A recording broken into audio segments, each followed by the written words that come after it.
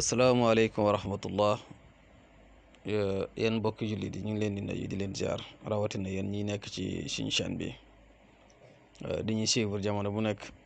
ci xam-xam yi ñu fiy joxe ngeen koy topp jamono bu nekk rek ñu ngi leen di nuyu di leen baalu àq te di leen baalu àq ci julli gi ñu jógee di gëj a ñëw lool nag indi xam-xam ci daara ji. ba tax na nag ñu bari ñu ngi woon nañu continuer leen liggéey boobu am na solo di ko rafetlu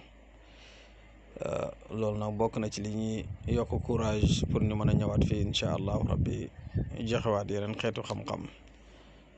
ci diggante ñi nga xamante ni dañuy dencante moo xam wala ci relation bu mën a doon rek incha allah nga bañ relation bi yàqu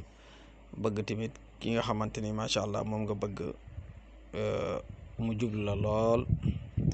lii ñu ci waaj a andi nag incha allah rabbi ci loolu lay dox képp koo xamante ni rek yàlla mën loon na ko ba nga def ko ci kàttanu yàlla incha allah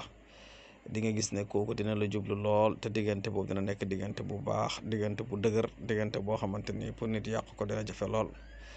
mooy secret bi ngeen di seen ci kanamu écran bi bu defee ñu ñëw rek incha allah rabbi wax leen ni ngeen koy jëfandikoo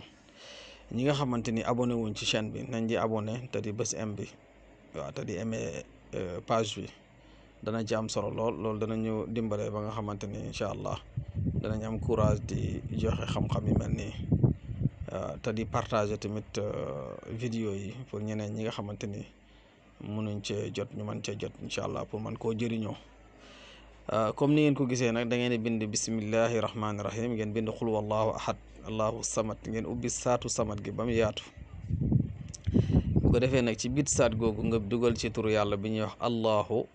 nga ubbi haagi moom tamit ba mu yaatu bu defee nga mottali qul wallahu ahad bi ba mu jeex de ci biir nag bu ko defee nga dugal ci taalib ak matlub buñ ko waxee mooy ki nga xamante ni moom mooy sàkku ni mooy ne ci kaw ki mi sàkku ne ci suuf ñu dimbale leen tamit tuuti ret ci loolu mooy maanaam ki nga xamante ni moom ngay sàkku mooy ndaw si ngi wala ko góor ki del fexe di ko njëkk dugal ci biir ci suuf ba pare doog a jël sa tur teg ko ci kaw bu ko defee na nga fermer sàmmadu gi fermer tamit allahu bi bu defee nga lem ko téere bu yem incha allahu rabbi nga def ko téere ndigg nga takk ko ci kàttanu yàlla incha allah lépp loo bëgg sa diggante ak moom dina